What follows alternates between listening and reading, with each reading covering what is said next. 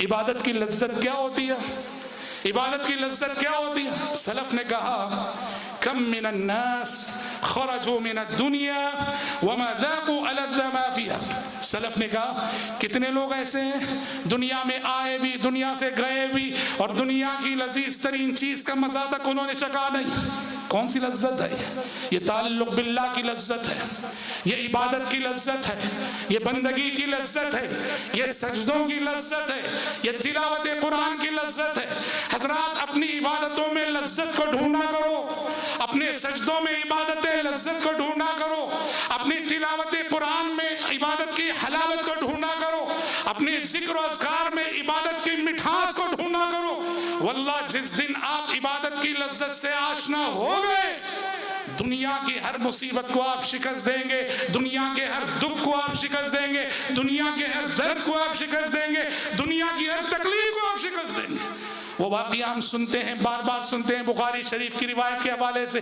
अब्बाद इब्ने बिश्र रज़ियल्लाहु अन्हु, अब्बाद इब्ने बिश्र रज़ियल्लाहु अन्हु तहज्जुद पढ़ रहे थे, दुश्मन ने तीर चलाया, तीर आके पैर में पैवस्त हो गया, नमाज जारी रही।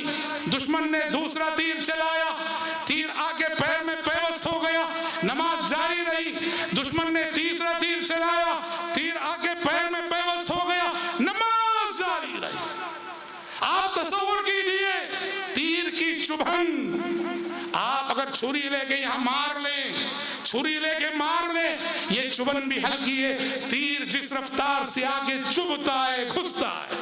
तीन तीन तीर पैवस्त हुए, और जब उनके साथी को उन्होंने जगाया और साथी ने देखा कि सारी जमीन लहू लहान है, अब्बाद इब्ने बिश्र से कहा, मेरे भाई, पहला तीर जब लगा क्यों नहीं जगाया? क्या कहा उन्होंने? कहा, मैं नमाज में एक सूरत पढ़ रहा था, इतनी लज्जत मिल रही थी, मैं उस सूरत को खत्म करने से पहले नमाज को खत्म करना मुनासिब नहीं समझा।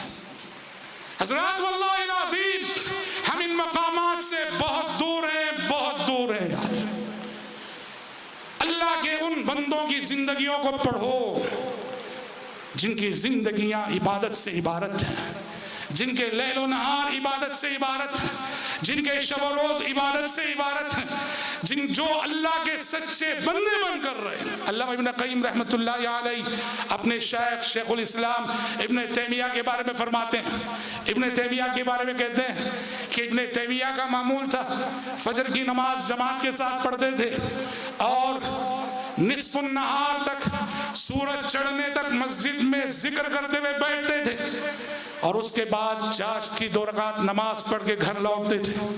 इब्न क़य्यिम कहते हैं, मैंने इब्न तैमिया को बारहा फरमाते हुए सुना है कि ये जो फजर बाद से जिक्र करते हुए निस्फुन नहार तक बैठना, ये मेरा नाश्ता है।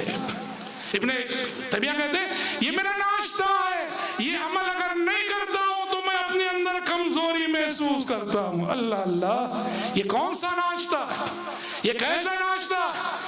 ये रूहानी ताकत है जो इबादत से मिला करती है।